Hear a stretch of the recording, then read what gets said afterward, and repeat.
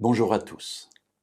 Nous avons vu hier dans la lettre aux Galates au chapitre 5 et au verset 13 que Paul nous disait que nous étions libres et effectivement, la parole de Dieu, la mort et la résurrection de Jésus nous a rendus libres. Et Paul ajoute tout de suite une parole parce qu'il se rend compte que cela peut être un peu ambigu ou dangereux. Alors il ajoute un mais ou un seulement ici dans ma version. Seulement ne faites pas de cette liberté un prétexte pour vivre selon la chair.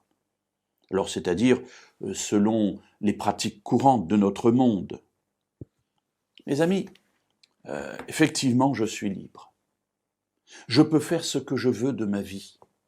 Dieu m'a montré que rien ne m'asservissait et que je pouvais faire de ma vie ce que je voulais. Alors souvent j'ai coutume de dire, je vais en boîte de nuit chaque fois que j'en ai envie, je fume chaque fois que j'en ai envie, je bois chaque fois que j'en ai envie, parce que je suis libre. Il n'y a aucune loi qui m'interdit ce que j'ai à faire. En revanche, d'avoir Jésus en moi par le Saint-Esprit transforme ma vie intérieure. Alors, je vais en boîte de nuit chaque fois que j'en ai envie, oui c'est vrai, mais Dieu a fait qu'en moi, je n'ai plus cette envie d'aller en boîte de nuit.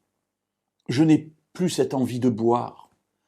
Je n'ai plus cette envie de me détruire intérieurement ou extérieurement, parce que Dieu a transformé mes pensées intérieures, mes pulsions, ce que la Bible appelle la chair, c'est-à-dire les tentations, tout ce qui m'amène à m'éloigner de Dieu. Alors, ne faisons pas de cette liberté un prétexte pour vivre comme avant, pour vivre dans ce monde de perdition comme les perdus. L'apôtre Paul nous dit, mais non, vous avez été appelés à une liberté extraordinaire, profitez de cette liberté pour faire de belles choses. Et il ajoute dans ce verset 13, mais par amour soyez serviteurs les uns des autres. Voilà une perspective qu'il trace devant nous pour vivre dans la liberté.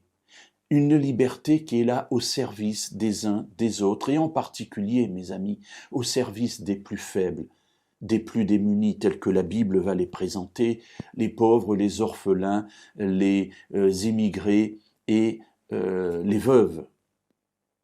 Voilà, tracé devant nous, un chemin qui nous permet d'exprimer cette liberté en restant dans la volonté de Dieu, sans nous détruire et sans nous faire du mal.